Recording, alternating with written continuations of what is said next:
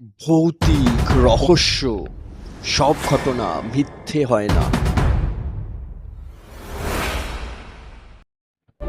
নমস্কার, ভৌতিক রহস্যের প্রথম পর্বে আপনাদের সকলকে স্বাগত জানাই। আজকের পর্বে যে গল্পটি আপনাদের শোনাতে চলেছি সেটি শরদিন্দু বন্দ্যোপাধ্যায়ের লেখা পিন্টু। এই গল্পের অরিজিনাল বইয়ের লিঙ্ক আপনাদের ডেসক্রিপশনে দেওয়া রয়েছে, যেটি অ্যামাজনে অ্যাভেলেবেল রয়েছে, আপনারা গিয়ে বাই করতে পারেন। কণ্ঠে রয়েছে আরজে নীলাঞ্জন, এবং শুরু করা যাক আজকের গল্প। আমার একটা দুনলা বন্দুক আছে, 12 বোরের বন্দুক, ব্রিজ লোডিং, অর্থাৎ গাদা বন্দুক নয়। দেশি মিস্ত্রি এই বন্দুক তৈরি করেছে, কিন্তু এত সুন্দর জিনিস যে বিলিতি বন্দুকের চেয়ে কোনো অংশে খারাপ নয়। 150 গজ পর্যন্ত তার পাল্লা, পয়েন্ট ব্ল্যাঙ্ক দিয়ে স্বাচ্ছন্দ্যে হাঁস মারা যায়। যদিও এটা হাঁস মারা বন্দুক, ডাগ্গার নয়।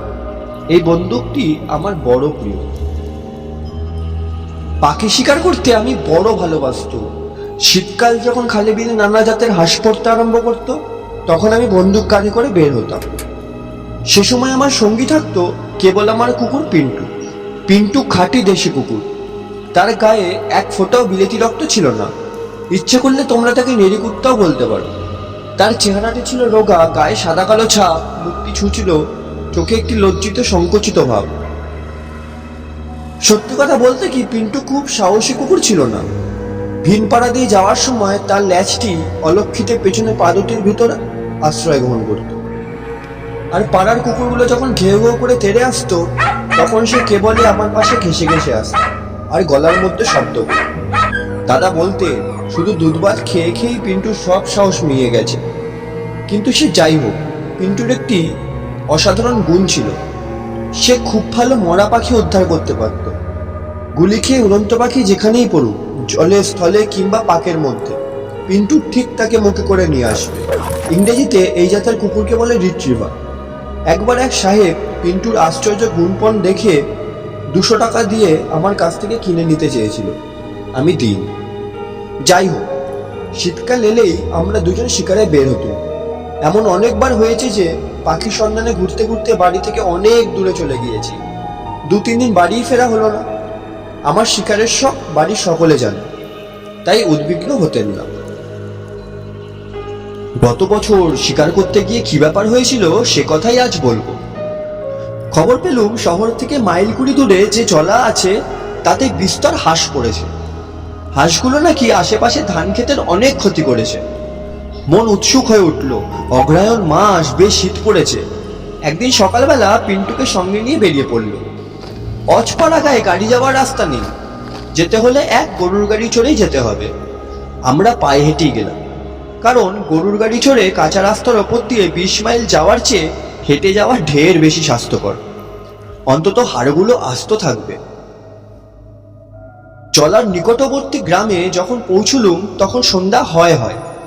পশ্চিম আকাশে একটুখানি সোনালি আলো ঝিলমিল করছে। দূর থেকেই অসংখ্য হাঁসের কলকণ্ঠ শুনতে পাচ্ছিল। হাঁসের ডাক সকলে ভালো লাগে কিনা বলতে পারবো না, কিন্তু আমার বেশ মিষ্টি লাগে। দেহের ক্লান্তি সত্ত্বেও মনটা আনন্দে নেচে উঠল। পিন্টুও আমাকে ঘিরে আনন্দে নাচতে লাগলো আর ঘেউ ঘেউ করে ডাকতে লাগলো। গ্রামের বেশিরভাগ নিম্ন শ্রেণীর লোকের বাস কিন্তু একটি ছোট্ট পোস্ট অফিসই ছিল। তারই পোস্টমাস্টারের বাড়িতে আতিথ্য স্বীকার করল। তিনি ভারী ভদ্রলোক। গরম চা এবং প্রচুর জলখাবার দিয়ে আমাদের অভ্যর্থনা করলেন। গরম গরম খাদ্যদ্রব্য পেটে পড়তেই শরীর বেশ চাঙ্গা হয়ে গেল। নানা রকম কথাবার্তার ক্রমে রাত্রি হয়ে গেল। পূবের আকাশ উদ্ভাসিত করে পূর্ণিমার চাঁদ উঠল। আমি তখন পোস্টমাস্টার বাবুকে বললুম, এবার বেরোনো যাক। কোন দিক দিয়ে গেলে সহজে জলায় পৌঁছানো যাবে আমাকে দেখিয়ে দিন। আমার কাঁধে বন্দুক দেখেই পোস্টমাস্টার বাবু বুঝে গিয়েছিলেন যে আমি শিকার করতে এসেছি। কিন্তু আমি যে সে রাতেই পাখি মারতে বেরোবো তা তিনি বুঝতে পারেননি। তিনি আশ্চর্য হয়ে বললেন, রাত্রে পাখি মারতে যাবেন? আমি বললুম, হ্যাঁ, রাত্রেই তো পাখি মারার সুবিধা। দেখছেন না কি সুন্দর চাঁদ উঠেছে। পোস্টমাস্টার একটু ভয়ে ভয়ে বললেন, কিন্তু রাত্রে জলার দিকে যাবেন? সন্ধ্যার পর ওদিকে কেউ যায় না। সে কি, কেন? তিনি কুণ্ঠিতভাবে বললেন, কি জানি মশাই, আমি চোখে কিছু দেখিনি। শুনতে পাই জলায় নাকি অপদেবতা আছে। আমি হেসে উঠলাম, অপদেবতা? সে আবার কি? তিনি বললেন, তা জানি না মশাই, তবে শুনেছি সরবনের মধ্যে নাকি পেতনি আছে। আমি হাসতে লাগলাম, বললুম, তা থাক পেতনি, আমার হাতে বন্দুক আছে, দেখলে সে নিজেই ভয় পালিয়ে যাবে। তিনি মাথা নেড়ে বললেন, যাওয়া বোধহয় উচিত নয়। একবার এক সাহেব আপনারই মতন রাত্রে জলায় শিকার করতে গিয়েছিলেন, সে আর ফিরে আসেনি। আমি বললুম, কোনো ভয় নেই, আমি 11টার মধ্যেই ফিরে আসবো, আপনি শুধু আমায় পথটা দেখিয়ে দিন। তিনি তখন অনিচ্ছা ভরে গায়ের সীমানা পর্যন্ত এসে আমায় জলা দেখিয়ে দিলেন। জলাটা সেখান থেকে মাইলখানেক দূরে। চাঁদের আলো তার উপর ঝকঝক করছে, আর ধোয়ার মতন অস্পষ্ট পাখির সারি তার উপর দিয়ে উড়ে যাচ্ছে। চাঁদনি রাতে জলার ধারে কি করে পাখি শিকার করতে হয় তা বোধহয় সকলে জানে না, অথচ ব্যাপারটা খুব সহজ, এমনকি দিনের বেলায় পাখি শিকার করার চেয়েও সহজ। রাত্রে জলার পাখিরা চোখে ভালো দেখতে পায় না, কিন্তু কেবলই উড়ে বেড়ায়। জলার এধার থেকে ওধারে যায়, আবার এধারে ফিরে আসে। তাই চাঁদ যখন গাছের ডগা ছাড়িয়ে ওঠে, তখন সেই চাঁদের দিকে লক্ষ্য রেখে বন্দুকে টোটা ভরে কোনো ঝোপের আড়ালে চুপ করে দাঁড়িয়ে থাকতে হয়। পাখির স্বাদ যখন চাঁদের কাছ দিয়ে উড়ে যায়, তখন চাঁদ লক্ষ্য করে বন্দুক ছুটতে হয়। ছড়রা খেয়ে পাখিগুলো যখন ধূপ ধূপ করে মাটিতে পড়ে, তখন কুকুর গিয়ে সেগুলোকে খুঁজে নিয়ে আসে। এরকম শিকারের সুবিধা এই যে পাখির পিছন পিছন ঘুরে বেড়াতে হয় না, এক জায়গায় দাঁড়িয়েই অনেক পাখি পাওয়া যায়। যাই হোক, আমি আর পিন্টু আলের ওপর দিয়ে জলার দিকে চলল।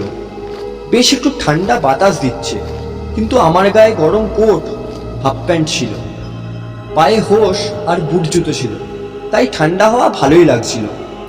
পকেটে গোটা কুড়ি 4 নম্বরে কার্তুজ নিয়েছিলাম, আশা ছিল তাতেই আজকের মতন কাজ চলে যাবে। ক্রমে জলার কাছে এসে পৌঁছালাম। এখানকার মাটি নরম, মাঝে মাঝে জল সরে আধ শুকনো পাঁকও রয়েছে।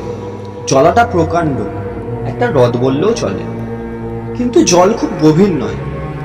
তার কিনারা ঘিরে ঘন সরবন রয়েছে, মাঝখানেও স্থানে স্থানে স্বরের গোছা উঁচু হয়ে আছে।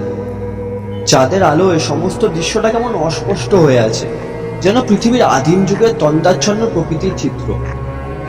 দেখলে প্রাণের ভিতরটা কেমন পড়ে ওঠে। জলের কিনারা পর্যন্ত যাওয়ার কোনো দরকারই ছিল না। চারিদিকে তাকিয়ে দেখলুম কতগুলি কাটা গাছের শুকনো ঝোপ ইতস্তত ছড়ানো রয়েছে। তারই মধ্যে একটা বেছে নিয়ে আমি তার আড়ালে গিয়ে দাঁড়ালাম। বন্দুকে টোটা ভরে পাখির জন্য তৈরি হয়ে রইলাম। এইবার পিন্টুর চালচলন লক্ষ্য করল। সে এতক্ষণ বেশ লাফালাফি করতে করতে আমার সঙ্গে আসছিল, কিন্তু এখানে এসেই কেমন যেন জড়সড় হয়ে গেল। তার ল্যাজটি করুণভাবে পায়ের মধ্যে প্রবেশ করল। সে শঙ্কিত চোখে এদিক ওদিক তাকাতে তাকাতে একটু ক্ষীণ শব্দ করল। চারিদিকে চেয়ে দেখলুম অন্য কোনো কুকুর বা ভয়াবহ কিচ্ছু নেই। ভাবলুম জলার ধারে ঠান্ডা হাওয়ায় নিশ্চয়ই তার শীত করেছে, তাই অমন করছে। খানিকক্ষণ চুপচাপ দাঁড়িয়ে আছি। হঠাৎ একটা শব্দ শুনে চমকে উঠল। জলার কিনারা দিয়ে একটা খটখট খটখট শব্দ ক্রমশ আমার দিকে এগিয়ে আসছে, যেন একটা বিকট হাসির আওয়াজ। কিন্তু তখনই বুঝতে পারলাম যে অস্বাভাবিক কিছু নয়, সরবনের মধ্যে দিয়ে হাওয়া বইছে। এই খটখট শব্দ ক্রমে আমার পাশ দিয়ে বেরিয়ে চলে গেল, দূরে গিয়ে মিলিয়েও গেল।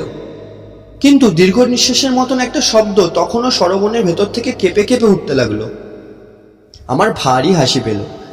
এইসব শব্দ শুনেই বোধহয় গায়ের লোকেরা ভূত পেতনির ভয়ে এদিকে আসে না। আবার শব্দ। এবারের শব্দ এমনই অপার্থিব যে শুনে আমার গায়ে কাঁটা দিয়ে উঠল। বহুদূর জলের বুক থেকে একটা দীর্ঘ কান্নার সুর, যেন কোনো স্ত্রীলোক কেঁদে উঠল।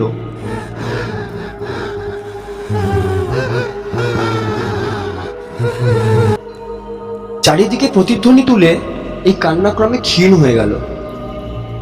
জলাতে অনেক রকমের অজানা পাখি থাকে, মনে হয় তাদেরই কেউ অমন করে কেঁদে উঠল। কিন্তু অনেক পাখি মেরেছি আমি, অনেক ঝিলে জঙ্গলে বেরিয়েছি, এরম পাখিটা কোনোদিন শুনিনি। একবার মনে হলো পাখি বটে তো।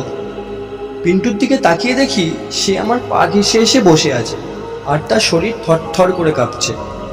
আমি তার পিঠে হাত বুলিয়ে তাকে বললুম, কিছু হয়নি পিন্টু, ও পাখির ডাক। পিন্টু করুণভাবে আমার দিকে তাকালো, তারপর ছুটে গাঁয়ের দিকে খানিকটা এগিয়ে গিয়ে আবার ফিরে এসে ব্যগ্র চোখে আমার পানে চেয়ে রইল। কুকুর কথা কইতে পারে না, কিন্তু পিন্টু যেন পরিষ্কার আমাকে বলে দিল, ফিরে চলো, এ বড় খারাপ জায়গা, এখানে নিজ কাজ নেই। হায়, পিন্টুর কথা যদি সেদিন শুনতাম। হাতঘড়িতে দেখলুম প্রায় 9:30 বেজেছে। এই সময় আকাশে সনসন শব্দে মুখ তুলে দেখি এক ঝাঁক পাখি, বোধহয় মোরগাবি, কারণ মোরগাবিরা এত জোরে ওড়ে যে তাদের ডানার সাই সাই আওয়াজ হয়। চাঁদের ওপর দিয়ে উড়ে যাচ্ছে। তৎক্ষণাৎ বন্দুক তুলে ফায়ার করলো। চারিদিকে একটা বিকট প্রতিধ্বনি হলো, তারপর থুপ একটা শব্দ হলো। বুঝলুম পাখি পড়েছে। পাখি পড়ার শব্দে পিন্টুর ভয় কেটে গেল। সে কান খাড়া করে খানিকক্ষণ দাঁড়িয়ে রইল, তারপর লাফাতে লাফাতে যেদিকে পাখি পড়েছিল সেদিকে ছুটল। পাখিটা 50 হাত দূরে একটা ঝোপের মধ্যে পড়েছিল। পিন্টু সেই ঝোপের কাছাকাছি গিয়ে হঠাৎ দাঁড়িয়ে পড়ল, তারপর চোচো করে পালিয়ে এসে আমার জুতোর মধ্যে মুখ লুকিয়ে বসে পড়ল। আমি আশ্চর্য হয়ে বললুম, কি হয়েছে পিন্টু, পালিয়ে এলি যে? তার গায়ে হাত দিয়ে দেখি তার ঘাড়ের রোঁয়া কাঁটার মতন খাড়া হয়ে উঠেছে। পিন্টু কখন এরম করে না, তাই ভারী আশ্চর্য হয়ে আমি নিজেই সেই ঝোপটার দিকে অগ্রসর হলো। কাটাকাছির ঝোপে পাতা নেই, তার ভেতরে পরিষ্কার চাঁদের আলো পড়েছে। ঝোপের 10 হাতের মধ্যে গিয়ে আমিও থমকে দাঁড়িয়ে পড়লুম। দেখলুম মরা পাখিটা মাটিতে পড়ে রয়েছে, আর সাদা কাপড় পরা একটা স্ত্রীলোকের মূর্তি তার উপর ঝুঁকে পড়ে যেন তাকে আগলে রয়েছে। এ সময় আবার সেই তীব্র কাতরোক্তি ঝোপের ভেতর থেকে বেরিয়ে এলো।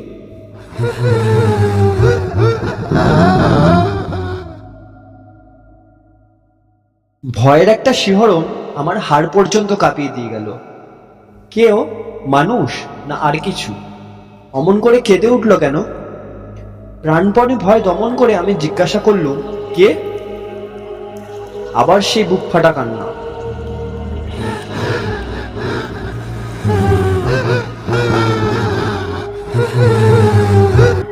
আমি জড়মূর্তির মতন দাঁড়িয়ে রইলুম।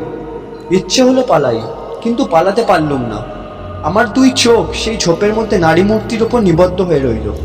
হঠাৎ নারী মূর্তি উঠে দাঁড়ালো, ঝোপের ভেতর থেকে বেরিয়ে এলো। আমি তার মুখ দেখতে পেলুম না। সর্বাঙ্গ কুয়াশার মতন সাদা কাপড় দিয়ে ঢাকা। সে একটা সাদা হাত তুলে আমায় ডাকলে, তারপর নিঃশব্দে চলে যেতে লাগলো। খানিক দূরে গিয়ে সে ফিরে দাঁড়ালো, তারপর আবার হাত তুলে আমায় ডাকলে। আমার স্বাধীন ইচ্ছাশক্তি যেন একেবারে লুপ্ত হয়ে গিয়েছে। কলের পুতুলের মতন আমি তার পিছন পিছন চললুম। পিন্টু এতক্ষণ অনেক দূরে পিছিয়ে ছিল, এবার সে ছুটে এসে আমার পা কামড়ে ধরেছে। ভয়ে তার গা কাঁপছে, শরীর যেন কুকড়ে ছোট হয়ে গেছে, তবু সে আমায় ফেলে পালাতে পারছে না। আমার পা কামড়ে ধরে পেছন দিকে টানতে লাগলো, যেন কিছুতেই আমাকে যেতে দেবে না। কিন্তু চুম্বকের আকর্ষণ লোহাকে যেমন টেনে নিয়ে যায়, আমিও তেমনি অন্ধভাবে সেই মূর্তিকে অনুসরণ করছি। পিন্টু পদে পদে বাধা দিতে লাগলো, পায়ের কাছে পড়ে কেউ কেউ করে মিনতি জানাতে লাগলো, তবু আমার গতিরোধ করতে পারলাম না। ক্রমে তলতলে নরম পাকের ওপর এসে পড়লাম। সে যে কি ভয়ঙ্কর জিনিস তা বর্ণনা করা যায় না। আর এই পাকে আস্তে আস্তে ডুবে মরার মতন ভয়াবহ মৃত্যুও কল্পনা করা কঠিন। আমি কিন্তু কোথায় যাচ্ছি কিছুই জ্ঞান ছিল না, কেবল সেই মূর্তির দিকে চোখ রেখে এগিয়ে যাচ্ছিল। ক্রমে যখন পাকের মধ্যে হাঁটু পর্যন্ত ডুবে যেতে লাগলো, তখন দাঁড়িয়ে পড়ল। মূর্তিও সামনে খানিক দূরে দাঁড়ালো। তারপর আবার সেই রক্ত জল করা আওয়াজ।